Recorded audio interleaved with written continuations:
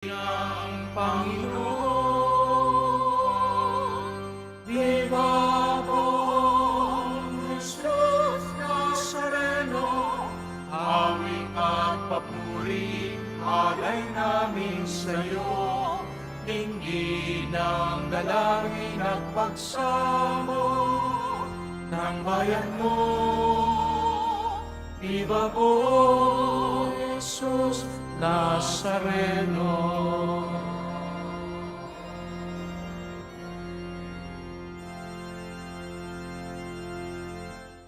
Sa ngalan ng Ama, ng Anak at ng Espiritu Santo. Amen. Sumainyo ang Panginoon. At sumaiyon. Mga kapatid, tinipon tayo bilang isang angkan ng Diyos upang sama-sama tayo mag-alay at magpasalamat sa ating Ama sa Langit sa pamamagitan ng ating mahal na pong Jesus Nazareno, ang ating tagapagligtas, hari at hukom. Sa kanyang pagbabalik, dala niya ang tagumpay sa mga naging tapat sa kanya. Kaya tayo dumulog ngayon sa kanya, aminin natin at pagsisihan ang ating mga kasalanan.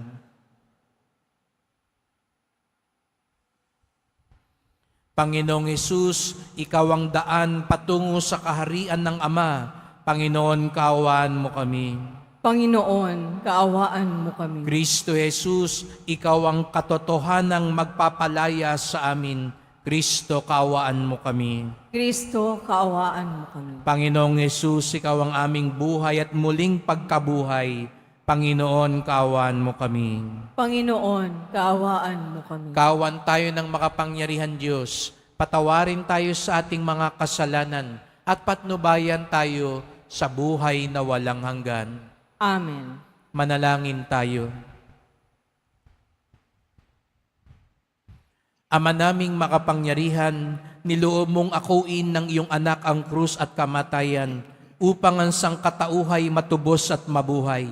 Ang pag-ako namin sa krus at kamatayan dito sa lupa ayon sa diwa ng pagsunod sa iyong loob na ginanap ng iyong anak ay magpagindapat nawang aming kamtin ang lubos na katubusan at pagkabuhay sa iyong piling. Sa pamamagitan ni Jesucristo, kasama ng Espiritu Santo, magpasawalang hanggan. Amen. Magsiupo po na ang lahat. Pagbasa mula sa aklat ng pahayag. Akong si Juan ay nakakita ng isang anghel na bumaba mula sa langit. Hawak ang isang malaking kadena at ang susi ng banging walang hanggan ang lalim. Sinunggaban niya ang dragon, ang ahas ng unang panahon, na siya ring Diablo at Satanas, at ginapos ito sa loob ng 1,000 taon. At inihagis ito ng anghel sa banging walang hangganan ang lalim, saka sinarahan at tinatakan ang pinto nito upang hindi siya makalabas at makapandaya pa sa mga bansang hanggang di natatapos ang 1,000 taon. Pagkatapos nooy, palalayain siya sa loob ng maikling panahon. Nakakita ako ng mga trono at mga nakaluklok doon ay binigyan ng karapatang humatol. Nakita ko rin ang kaluluwa ng mga pinugutan dahil sa pagpapatotoo tungkol kay Jesus at pagpapahayag ng salita ng Diyos.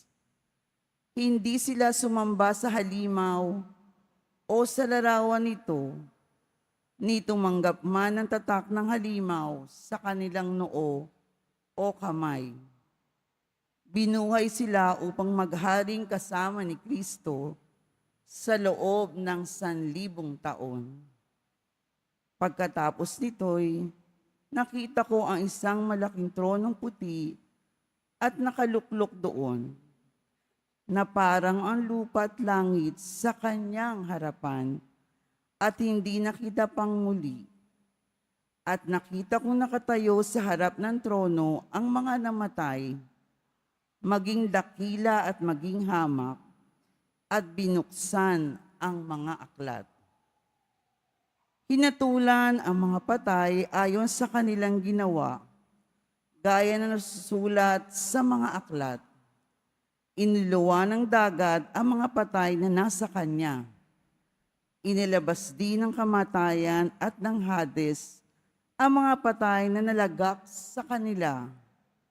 Hinatulan ang lahat ayon sa kanilang mga ginawa. Pagkatapos ay itinapon sa lawang apoy ang kamatayan at ang Hades. Ang lawang apoy na ito ang pangalawang kamatayan. Itinapon sa lawang apoy ang sinumang hindi nakasulat ang pangalan sa aklat ng buhay. Pagkatapos nito, nakita ko ang isang bagong langit at isang bagong lupa. Wala na ang dating langit at lupa, at wala na rin ang dagat. At nakita ko ang banal na lungsod, ang bagong Jerusalem, bumababang galing sa langit, buhat sa Diyos, gaya ng babaeng ikakasal, gayak na gayak sa pagsalubong sa lalaking mapapangasawa niya. Ang salita ng Diyos. Salamat sa Diyos. Ang Diyos ay nananahan sa piling ng kanyang bayan. Ang Diyos ay nananahan sa piling ng kanyang bayan. Nasasabik ang lingkod mong sa patio mo ay pumasok. Ang buo kong pagkatao'y umaawit na may lugod. Sa masayang pag-awit ko'y pinupuri buhay ng Diyos. Ang Diyos ay nananahan sa piling ng kanyang bayan. Panginoon, sa templo mo mga mayay nagpubukad. Maging ibong layang-laya sa templo mo ay nagagalak. May inakay na kalinga sa tabi ng iyong altar. O poon, hari naming at Diyos na walang kupas. Ang Diyos ay nananahan sa piling ng kanyang bayan. Mapalad na masasabing sila dooy tumatahan at palaging umaawit, nagpupuring walang hanggan. Ang sayo'y umaasay, masasabing mapalad din. Habang lumalakad, lalo mo nga silang palakasin. Ang Diyos ay nananahan sa piling ng kanyang bayan. Magsitayo na po ang lahat.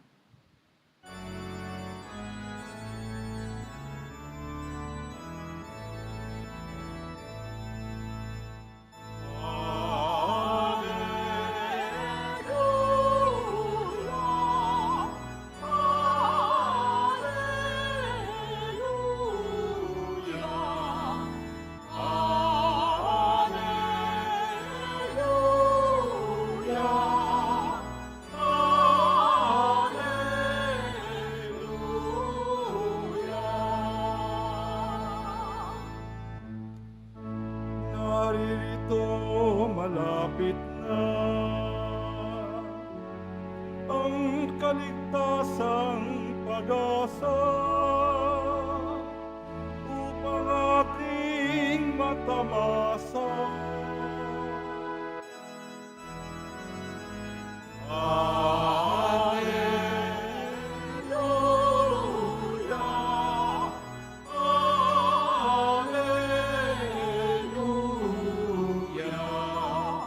Alleluia.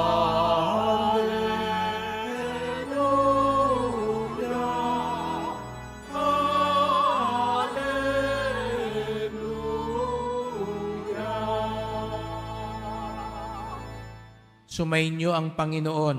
At sumairin. Ang mabuting balita ng Panginoon ayon kay San Lucas. Papuri sa iyo, Panginoon. Noong panahong iyon, sinabi ni Jesus sa kanyang mga alagad ng isang talinghaga, "Tingnan ninyo ang puno ng igos at ibang punong kahoy. Kapag nagdadahon na ito, alam ninyong malapit na ang tag-araw. Gayon din naman, kapag nakita ninyong nangyayari ang mga ito, malalaman ninyong malapit ng maghari ang Diyos. Tandaan ninyo, magaganap ang lahat ng ito bago mamatay ang lahat ng taong nabubuhay sa ngayon. Mawawala ang langit at lupa, ngunit ang mga salita ko'y hindi magkakabula.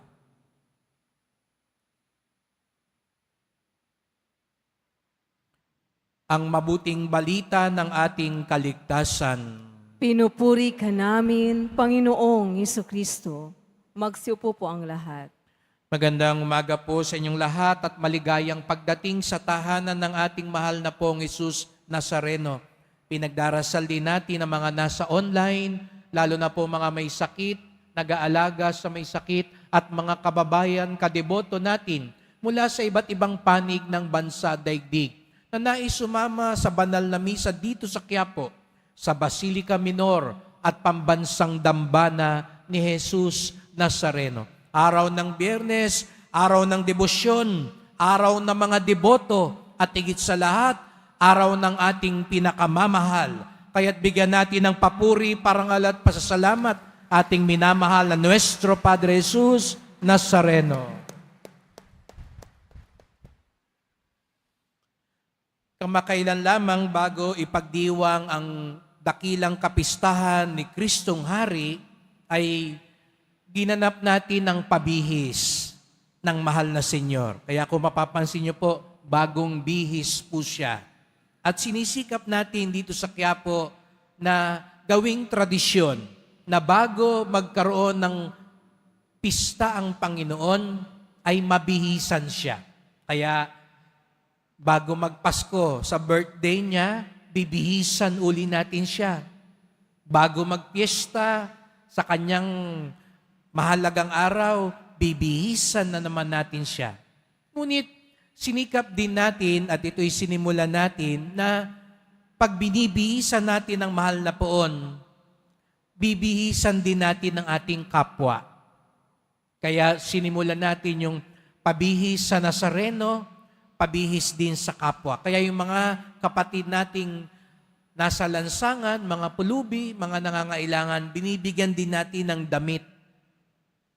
Kasi pwede rin sabihin, ang dalas-dalas niyong bihisan, ang garbo-garbo ng Nazareno, wala namang kayong ginagawa sa kapwa niyo. Kaya sinikap natin na tuwing may pabihis sa Nazareno, may pabihis din sa kapwa. Kaya yung iba mga kapatid nating may halos 5 na, 6 na t-shirt na sila. Yung iba nga, pinagbibili na yung t-shirt nila. No? Kaya sabi rin natin, pumunta rin tayo sa ibang mga lugar, mga ampunan, bahay ng mga matatanda, at iba pang pangkawang gawa, at magdala rin tayo ng bihisan para sa kanila. Dahil sabi nga ng Panginoon, ano man ang gawin mo sa iyong kapwa, ganun din ang ginagawa mo sa akin. At kapag pabihis po, ramdam na ramdam ko, alam niyo po kasi tinatakpan yan ng kurtina. Hindi pinapakita sa atin pag binibihisan ng Nazareno. Walang babae sa likod. Sabi ng mga matatanda, Father, bawal. No? Huwag. Ngunit ramdam na ramdam ninyo na kapag unti-unti nang bumababa yung kurtina, yung pananabik at kagalakan ng mga tao, nakikita ko, iba naiiyak, iba sayang-saya, kaya napapapalakpak, lalo na pag walang-wala na, tanggal na ang kurtina, sapagkat nalahad na ang kanyang kagandahan at karangalan. Napansin niyo po dun sa likod, may nakatakip. Ginagawa po natin ang magiging dambana ng Birhen ng Antipolo. Sa kasalukuyan po, kahapon, hinatid natin ng Nazareno sa Antipolo, dumalaw ang anak sa ina. At may malalim na ugnayan ang simbahan ng Quiapo at Antipolo. Kaya doon ang magiging luklukan ng mahal na Birhen ng Antipolo. At makikita natin bandang huli, ano yung itsura nung altar ng Quiapo bago siya nasunog noong 1929, yung unang altar na kinaluluklukan ng Nazareno. At yun po yung sisikapin nating gayahin at ilagay dun sa likod. Kaya natitiyak ko, kahit ako, nananabik pag dumating yung panahon, nababasbasan yan, nakakurtina yan, at kapag tinanggal na yung lambong, makikita natin ang kagandahan. Sa ganitong diwa, mga kapatid, mas magandang maunawaan natin yung katapusan ng mundo. Yung muling pagbabalik ni Jesus Nazareno. Kasi aminin natin, pag pinag-usapan ng katapusan, katatakutan ng parang pinag-uusapan. Natatakot tayo.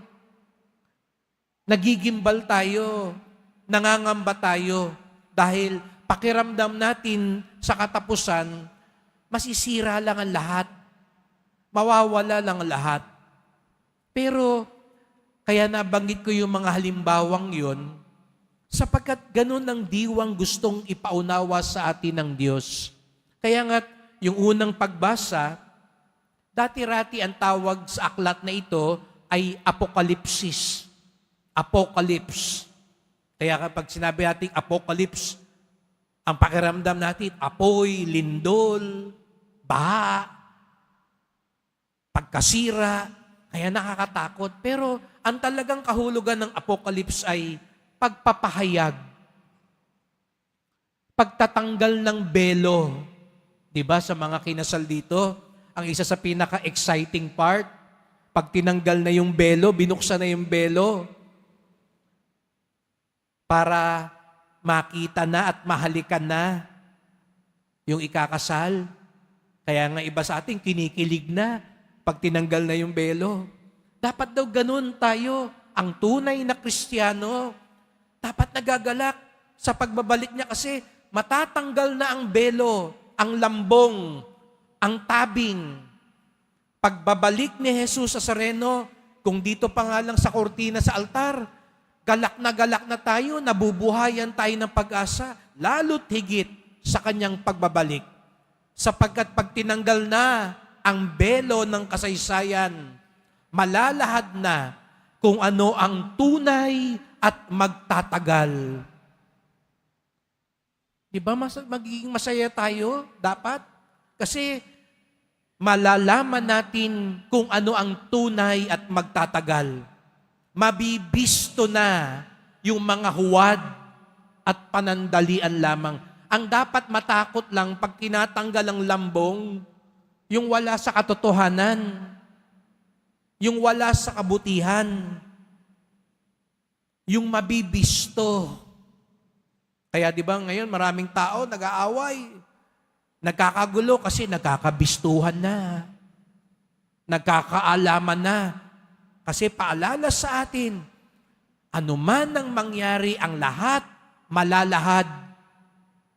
Pero isang ating pinanghawakan. Kaya nga napakaganda yung sinabi ni Jesus Nazareno, mawawala ang langit at ang lupa, ngunit ang mga salita ko'y hindi magkakabula. Bula. Ano ba yung bula? Naalala niyo nung bata tayo? Giliw na giliw tayo sa bula. Pinaglalaroan natin, hinahabol natin, pilit natin kinukuha yung bula. Kasi maganda siya, pag tinamaan pa ng ilaw, iba-iba ang kulay, nakakabigani, nakakaaliw. Pero ano nangyayari? Pag kinuha na natin ang bula, nawawala. Ganon din daw ang babala sa atin ni Jesus Nazareno. Mga bula lamang ang nandito sa mundo. Isa lang ang hindi magkakabula, ang kanyang salita. Kaya mga kapatid, sana ang pinag-uukulan natin ng pansin at lakas ay hindi mga bula sa buhay. Maganda, nakakaaliw, pero mawawala din. Kaya nga 'di ba, anong tawag po natin sa mga taong sinungaling? Bulaan, bulaan ka. Kasi yung sinasabi mo parang bula lang, nawawala lang. Tandaan natin ngayon marami nagsasalita. Baka mabola na naman tayo ng mga bulaan. Kaya saan ba tayo papanig? Saan tayo kakapit? At sana yung pagkapit natin mga kapatid, wag lang dito sa simbahan. Wag lang tuwing pasanan. Wag lang tuwing prosesyon. Sana yung pagtaas natin ng kamay, tanda talaga ng pagsuko sa kalooban ng Diyos. Yung gaano tayo kumapit sa lubid, kumapit sa pingga, sa andas. Paglabas natin, kumakapit tayo sa katotohanan, sa kabutihan, sa awa. Kasi yun ang tunay na pagsunod. Baliwala po kung magsisimba tayo, pero paglabas, magsisinungaling din tayo lagi. Baliwala po kung ilang beses ka man nakapanik, nakapasan, pero nananakit ka naman. Nandadaya ka naman, nagmumura ka naman, hindi ka tapat sa asawa mo. Sapagkat ang ibig sabihin ng pagkapit natin sa Kanya, habang pinananabikan natin ang pagtanggal ng lambong ng katotohanan at pangmatagalan, yon ang pinipili natin. Yon ang sinusundan natin. Hindi ang mga bula ng mundong ito. Hindi kung ano-ano. Hindi kung sino-sino. Hindi pera. Hindi mga politiko. Hindi ekonomiya. Hindi katanyagan. Hindi yung sariling kapakanan. Kundi higit sa lahat, kaya nga nandito tayo ngayon, si Jesus Nazareno. Mga kapatid, aabangan natin ang sandali ng may kagalakan at pag-asa sa pagtatapos ng buhay, pagtatapos ng kasaysayan, tatanggalin na ang tabing. Dala-dala ni Jesus Nazareno ang katotohanan at buhay na walang hanggan. At sana masabi natin, kasama niyo po ako dahil buong buhay ko, sinikap ko po ang tunay at pangmatagalan sa buhay. Kaya't sa pagpapatuloy ng misang ito, magdasal po tayo. Mahal na pong Jesus Nazareno, kayo po ang aming hari at hukom. At buong pag-asa, buong kagalakan naming inaantay ang iyong pagbabalik. Sapagkat sa iyong muling pagbabalik, malalahad ang lahat. Magtatagumpay ang kabutihan, mabibisto ang kasinungalingan, matatapos ang kasamaan, at ang uusbong ay ang kaharian ng iyong kabutihan, awa, katarungan at kapayapaan. Kaya tulungan po ninyo ako na maging tapat at taimtim, na kumapit lamang sa iyo at hindi pabulag dito sa mundo.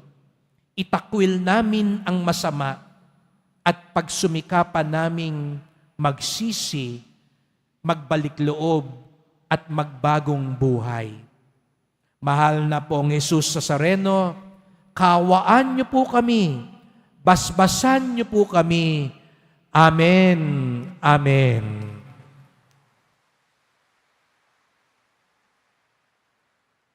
Magsitayo na po ang lahat.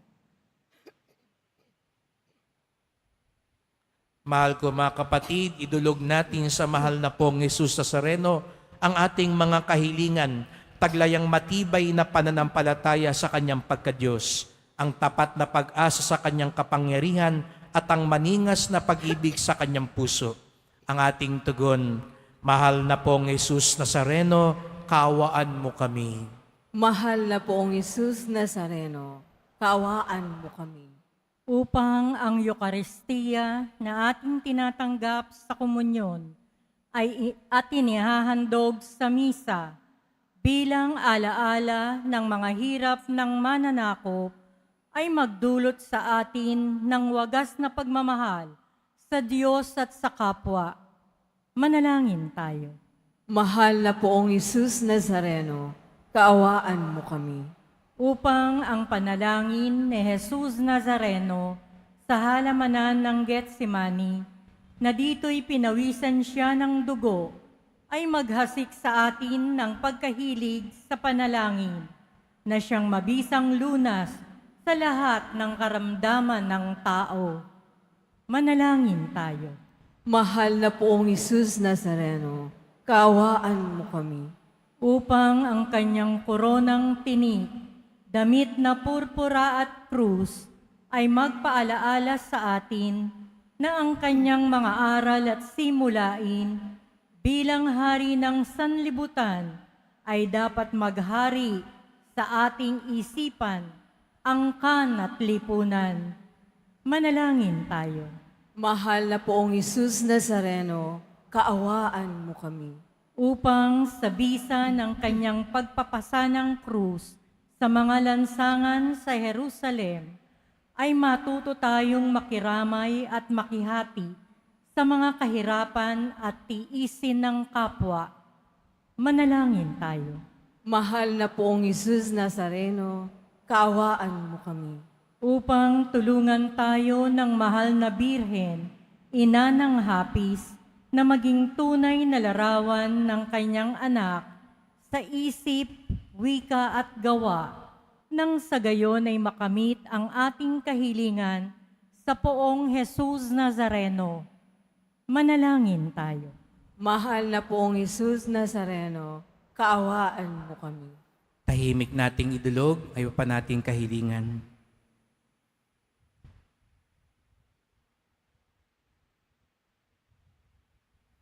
Ama naming mapagmahal, nahayag sa salita, gawa, buhay at kamatayan ng iyong anak na ang Diyos ay pag-ibig.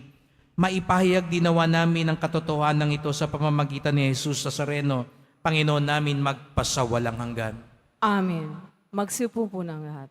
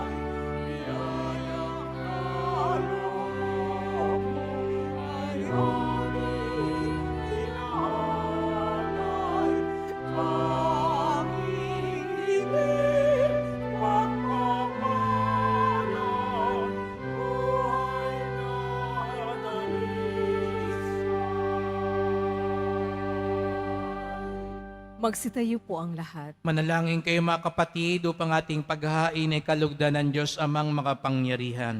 Tanggapin nawa ng Panginoon itong paghahain sa iyong mga kamay, sa kapurihan niya at karangalan, sa ating kapakinabangan, at sa buong sambayanan niyang banal. Ama naming lumikha sa kapagpapatawad ng mga kasalanan, maganap nawa ang paghahain ito na sa dambana ng krus ay siyang pumawi sa kasalanan ng buong mundo.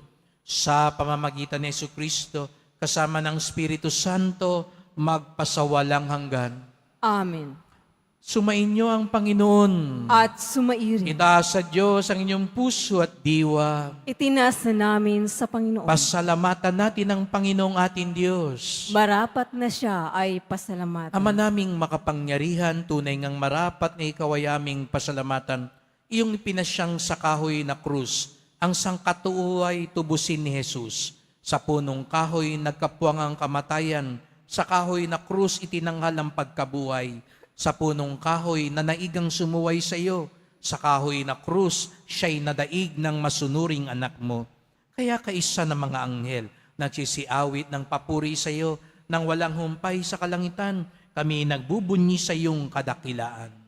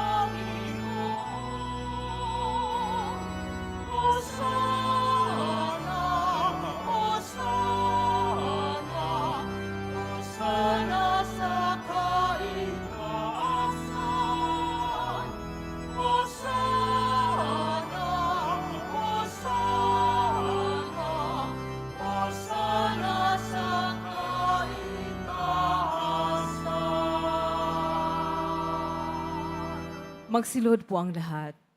Ama naming banal, ikaw ang bukal ng tanang kabanalan.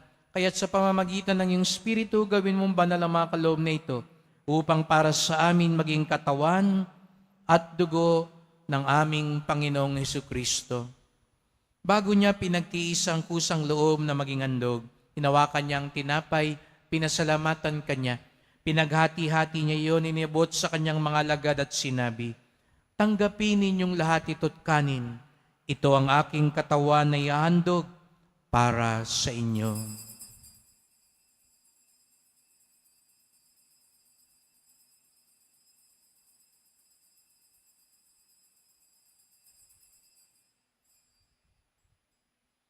Gayon din naman nang matapos ang hapunan, hinawakan niya ang kalis, muli kanyang pinasalamatan. Iniabot niya ang kalis sa kanyang mga lagad at sinabi, "Tanggapin ninyong lahat ito't inumin. Ito ang kalis ng aking dugo, ng bago't walang hanggang tipan. Ang aking dugo na ibubuhos para sa inyo at para sa lahat sa ikapagpapatawad ng mga kasalanan. Gawin niyo ito sa pag-alala sa akin."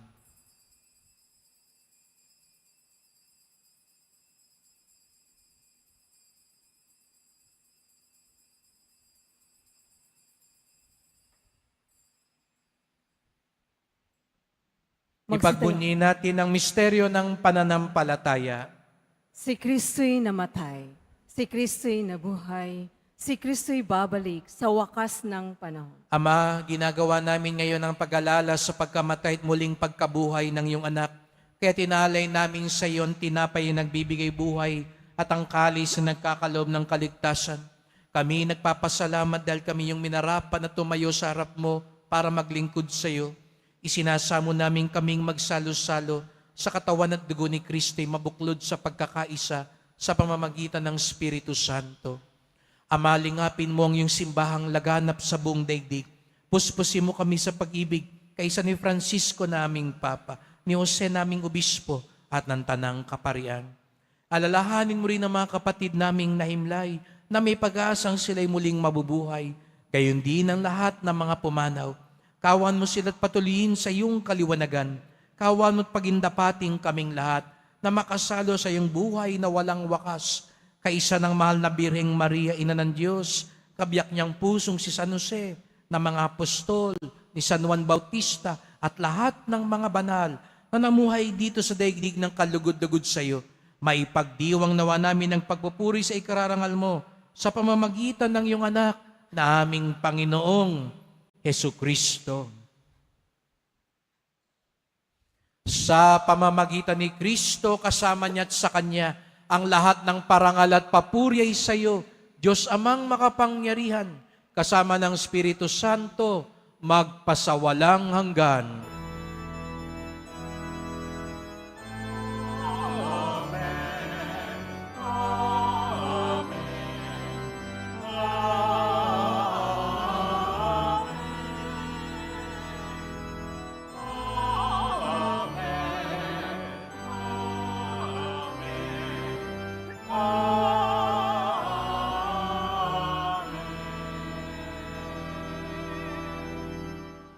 Hindi tayo dapat matakot sa muling pagbabalik ni Jesus sapagkat tayo mga anak ng Diyos.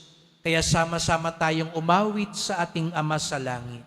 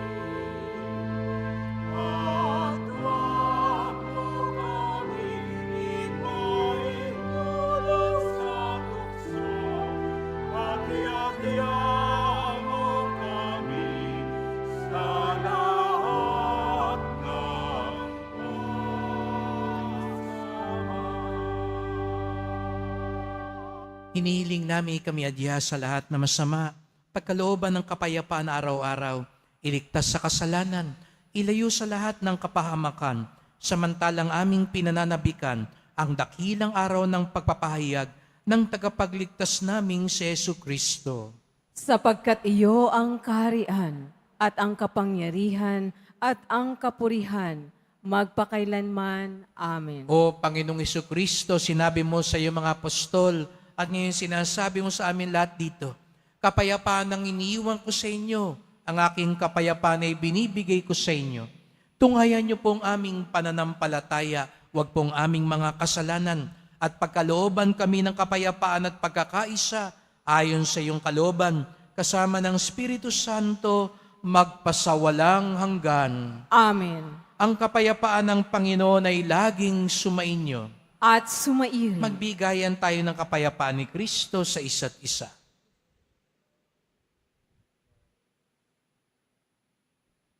Kordero ng Diyos na nag-aalis ng mga kasalanan ng sanlibutan, maawa ka sa amin. Kordero ng Diyos na nag-aalis ng mga kasalanan ng sanlibutan, maawa ka sa amin. Kordero ng Diyos na nag-aalis ng mga kasalanan ng sanlibutan, ipagkaloob mo sa amin ang kapayapaan. Magsiluhod po ang lahat.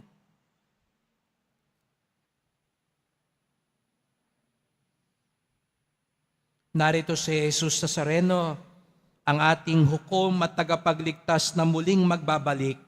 Siyang kordero ng Diyos, nag-aalis ng mga kasalanan ng sanlibutan, mapapalad ang inaanyayahan sa kanyang piging. Panginoon, hindi ako karapat-dapat na magpatuloy sa iyo, ngunit sa isang salita mo lamang ay gagaling na ako.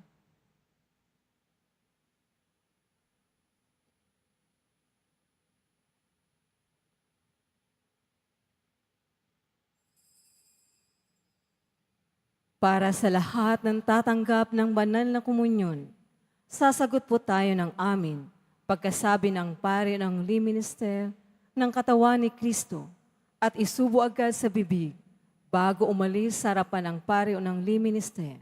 Sumunod po tayo.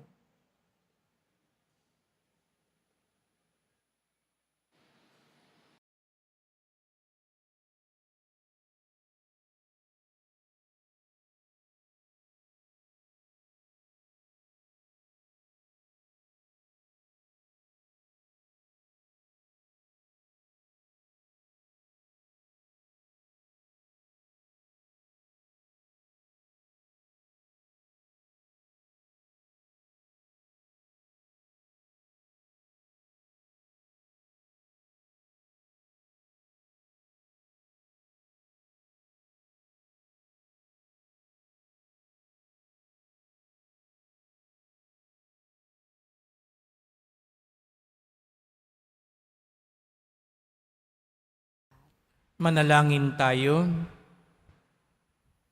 Panginoong Jesucristo, kaming nagsasalo-salo sa banal na pakikinabang ay nakikiusap sa iyo na ang mga nasagip ng kahoy na krus na nagbibigay buhay ay iyong ihatid sa pagkabuhay sa kalwalatian, sapagkat ikaw ang Panginoon magpasawalang hanggan.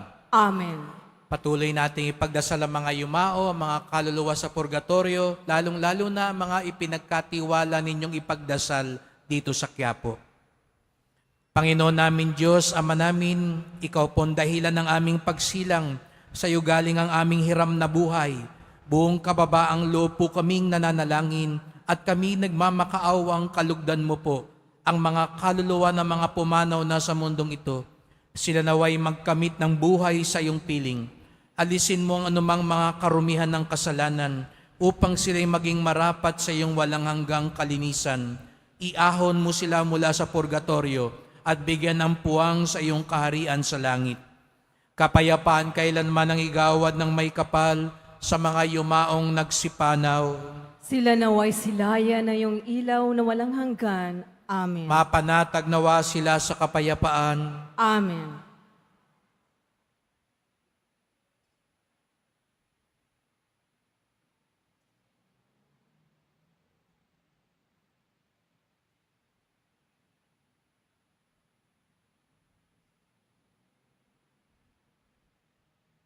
Salamat po sa inyong pagpunta dito sa Quiapo. Ingat po kayo sa pag-uwi. Salamat po sa mga naglingkod sa misa at sa inyong tulong sa simbahan. Mga pamisa, love offerings, online donations, sa mga tumatangkilik sa ating medalyon, imahe at booklet. Lahat po ito'y para sa pagpatuloy ng pagpapaayos, lalo na po ng kuryente ng ating simbahan at nawa bago magpasko, matapos din po yung dambana ng ating birin ng Antipolo. Salamat po sa inyong tulong sa pabihis, sa I-Thursday at sa lahat ng gawain ng simbahan. At sa mga nagdadala po ng bigas, delata at iba pang pang-ayuda. Marami pong nasusunugan ngayon at agad-agad tayong tumutulong. Nakipag-ugnayan po tayo sa Caritas Manila upang maging kabalikat nila sa mga kapatid nating mga nasunugan at ngayon ay nangangailangan. Sapagkat ang debosyon natin sa Poong Nazareno ay nagtuturo sa atin magmalasakit at tumulong sa ating kapwa. Sumainyo ang Panginoon. Sumaiyo rin. Mahal na Poong Jesus Nazareno, inihayag mo sa pamamagitan ng krus ang walang maliw na pag-ibig ng Diyos sa sangkatauhan. Pakinggan mo ang kahilingan ng iyong angkang nagsusumamo sa iyo. Makamtanawa nila ang iyong katugunan at tanggapin ang kasagutan ng may utang na loob na tinatanaw. Basbasan din po ninyo ang dala nilang mga imahin at dasalan sa pamamagitan ng bendisyon na ito. Naway maalala nila mga pangako sa binyag na ikaw ang kanilang iibigin at paglilingkuran bilang Panginoon magpasawalang hanggan. Amen. At pagpalain kayong lahat ng makapangyarihang Diyos, Ama at Anak at Espiritu Santo. Amen. Humayo kayong taglay ang pag-asa at awa ng Poong Jesus Nazareno. Salamat sa Diyos.